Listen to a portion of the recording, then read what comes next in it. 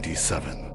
Bribery and corruption. At Pao Ting Fu there lived a young man who, having purchased the lowest degree, was about to proceed to Peking in the hope of obtaining, by the aid of a little bribery, an appointment as district magistrate. His boxes were already packed when he was taken suddenly ill and was confined to his bed for more than a month.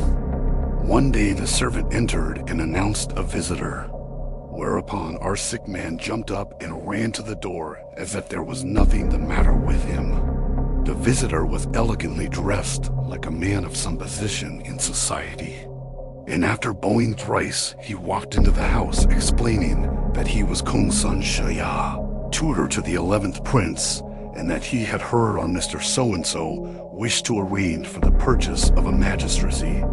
If that is really so, added he, would you not do better to buy a prefecture? So-and-so thanked him warmly, but said his funds would not be sufficient. Upon which Mr. Kongsun declared he should be delighted to assist him with half the purchase money, which he could repay after taking up the post. He went on to say that being on intimate terms with the various provincial governors, the thing could be easily managed for about 5,000 taels. And also that at that very moment, Chanting Fu being vacant, it would be as well to make an early effort to get the appointment. So-and-so pointed out that this place was in his native province, but Kongsun only laughed at his objection and reminded him that money could obliterate all distinctions of that kind. This did not seem quite satisfactory. However, Kongsun told him not to be alarmed, as the post of which he was speaking was below in the infernal regions. The fact is, said he, that your term of life has expired, and that your name is already on the death list. By these means you will take your place in the world below as a man of official position. Farewell. In 3 days we shall meet again. He then went to the door and mounted his horse and rode away. So-and-so now opened his eyes and spoke a few parting words to his wife and children, bidding them take money from his strong room and go buy large quantities of paper ingots, which they immediately did, quite exhausting all the shops. This was piled in the courtyard with paper images of men, devils, horses, etc., and burning went on day and night until the ashes formed quite a hill. In 3 days, Kongsun returned bringing with him the money, upon which so-and-so hurried off to the Board of Civil Office, where he had an interview with the high officials, who after asking his name warned him to be a pure and upright officer, and then calling him up to the table, handed him his letter of appointment. So-and-so bowed and took his leave, but recollecting at once that his purchased degree would not carry much weight with it in the eyes of his subordinates, he sent off to buy elaborate chairs and a number of horses for his retinue at the same time, dispatching several devil lictors to fetch his favorite wife in a beautifully adorned sedan chair. All arrangements were just completed when some of the Chanting staff came to meet the new prefect, others awaiting him all along the line of road, about half a mile in length. He was immensely gratified at this reception, when all of a sudden the gongs before him ceased to sound, and the banners were lowered to the ground. He had hardly time to ask what was the matter before he saw those of his servants who were on horseback jump hastily to the ground and dwindle down to about a foot in height, while their horses shrunk to the size of foxes or raccoons.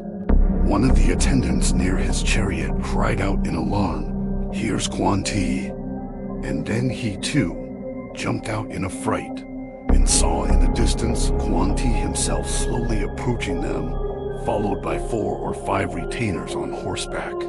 His great beard covered the lower half of his face, quite unlike ordinary mortals. His aspect was terrible to behold, and his eyes reached nearly to his ears. "Who is this?" roared he to his servants, and they immediately informed him that it was the new prefect of Chanting. "What?" cried he. "A petty fellow like that to have a retinue like this?"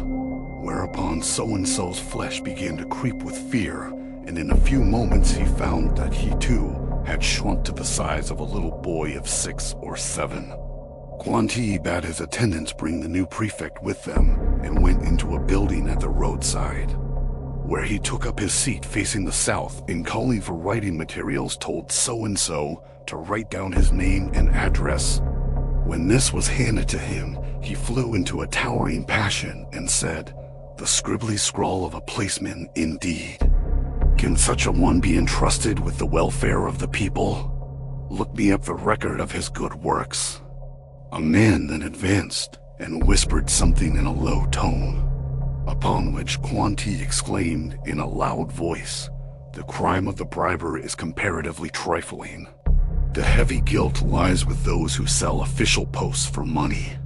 So-and-so was now seized by angels in golden armor, and 2 of them tore off his cap and robes, and administered to him 50 blows with the bamboo until hardly any flesh remained on his bones. He was then thrust outside the door, and lo, his carriages and horses had disappeared, and he himself was lying, unable to walk for pain, at no great distance from his own house. However, his body seemed as light as a leaf, and in a day and a night he managed to crawl home. When he arrived, he awoke as it were from a dream, and found himself groaning upon the bed. And to the inquiries of his family, he only replied that he felt dreadfully sore. Now he really had been dead for 7 days. And when he came round thus, he immediately asked for Helene, which was the name of his favorite wife. But the very day before, while chatting with the other members of the family, Helene had suddenly cried out that her husband was made prefect of Chanting, and that his lictors had come to escort her thither. Accordingly, she retired to dress herself in her best clothes, and when ready to start, she fell back and expired. Hearing this sad story, so-and-so began to mourn and beat his breast, and he would not allow her to be buried at once in the hope that she might yet come round. But this she never did. Meanwhile, so-and-so got slowly better, and by the end of 6 months was able to walk again. He would often exclaim, "The ruin of my career and the punishment I received, all this I could have endured. But the loss of my dear Helene is more than I can bear." Thanks for watching. Please like the video and subscribe to the channel for more excellent content.